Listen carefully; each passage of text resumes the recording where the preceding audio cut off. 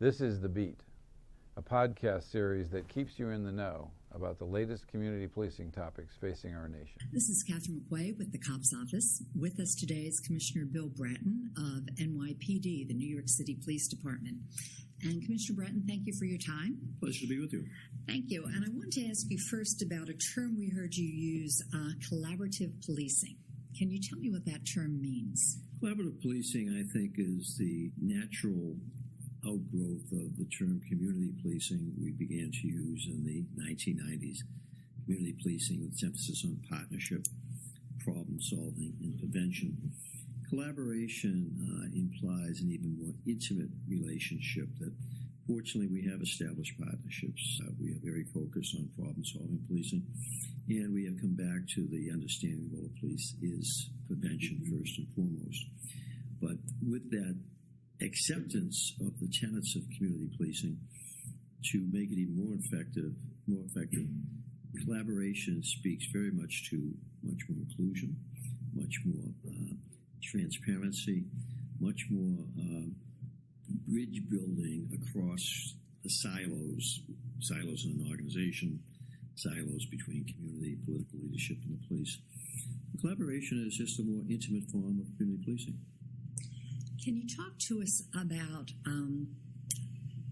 what you see happening in the months ahead in terms of the relationship between your department and communities of color? I know that's already been an issue you've taken on, and seemingly with great progress. I wondered if you could talk about that. Well, I think I've just gone past the 100-day mark, both myself and Mayor Bill de Blasio, who appointed me, and certainly he campaigned on the issue of moving very quickly to improve those relationships.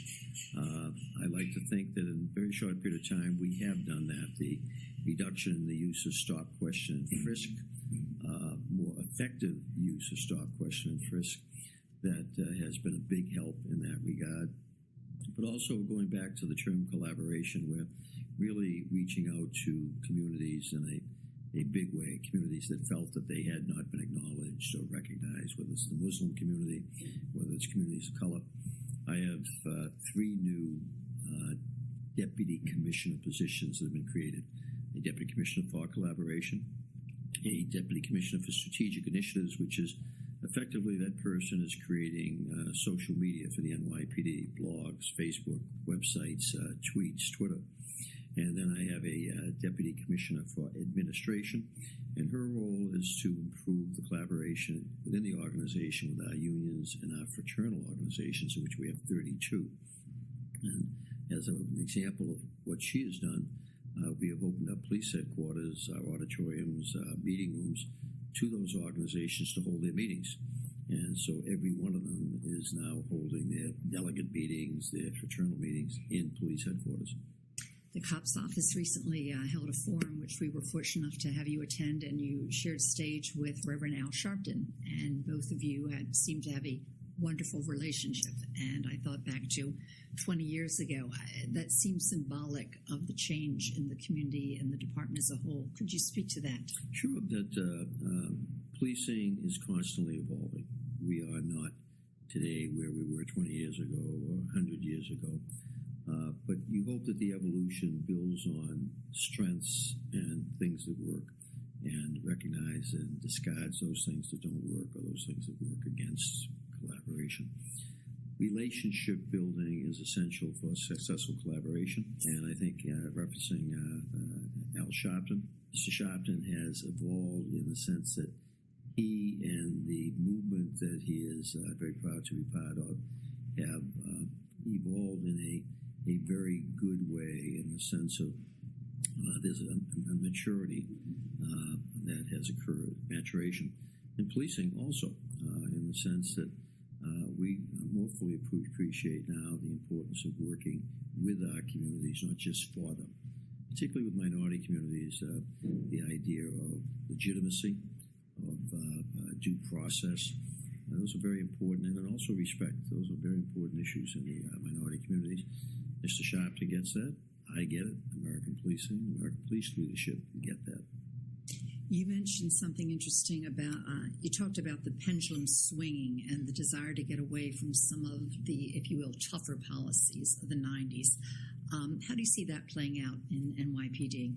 comment I made about the pendulum swinging is I've been in the business now for 44 years, so I've seen it swing back and forth several times. In the 70s, as a result, in reaction to the turmoil of the 60s, it swung very far to the liberal side, if you will, in which there was a lot of movement of policing away from the role of prevention to response. And that didn't work. By the 1980s, we were in free fall. Crime was rising dramatically. Relations with minority communities were deteriorating. And police were just not effective. In the 90s, we came back. The pendulum swung again, back to a focus once again on prevention, an embrace of community policing. But also for a period of time, there was this get tough on crime. A lot of that had to do with higher rates of incarceration. A lot of it had to do with use of new technologies, CompStat systems. Pendulum probably swung too far to the right, if you will, and that we've come to recognize now that we put too many people in jail for the wrong reasons, particularly around the issue of drugs. Also that some of our policies and our laws had disparate impact on minorities. The idea that powdered cocaine was treated differently than crack cocaine, and crack cocaine used a lot more significantly in black communities, led to higher rates of incarceration of blacks. So we learned a lot in the 90s, a lot that was good, but a lot that also was negative. Pendulum is swinging back again, I think, in that, in a good way, that we have improved our trust with our communities, we have improved our professionalization, our skills, and we have understanding that you can't arrest your way out of the problem. One of my captains in Los Angeles, when I was there, used the phrase, "The future is not in handcuffs." And that's the police department that for years its motto, unofficial motto, was hook 'em and book 'em. That's no longer the motto, unofficial or official of the LAPD. And some of the things I've read, great support for everything you're saying, and some comments fear that, oh my gosh, crime has been so low, the city is so safe. If the pendulum starts to swing back, are we going to see crime increase? I actually don't think you will see crime increase dramatically. I'll speak specifically to New York, the area I have direct responsibility for.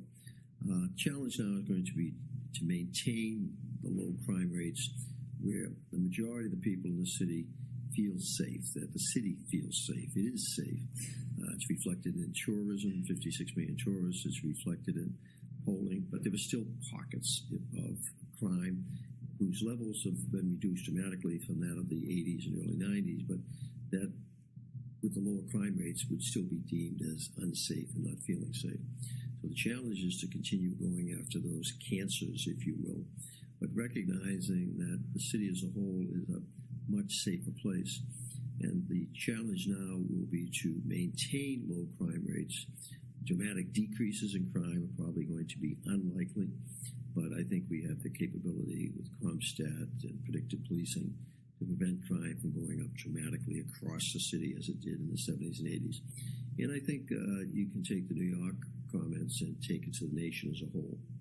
Some cities experience periodic increases, spikes in crime, but have the ability to get in and, like a firefighter responding to a fire, puts water on it and eventually puts the fire out. Similarly, policing has that effect. But we're also recognizing that there have to be additional societal changes in terms of addressing issues of race, of disparate impact, of legitimacy of policing to build trust once again in communities. Because we're at a point that to lower crime further, we're going to have even better relationships, particularly in our minority communities, which are still bearing the brunt of the crime that remains. With 100 days behind you, how do you feel? Pretty good. So far, so good. Knock on wood. Great. Super. Thank you, sir, for your time. Pleasure. Okay. All the best. The Beat was brought to you by the United States Department of Justice Cops Office. The Cops Office helps to keep our nation's communities safe by giving grants to law enforcement agencies, developing community policing publications, developing partnerships, and solving problems. The opinions contained herein are those of the authors and do not necessarily represent the official position or policies of the U.S. Department of Justice. References to specific agencies, companies, products, or services should not be considered an endorsement by the authors or the U.S. Department of Justice. Rather, the references are illustrations to supplement discussion of the issues.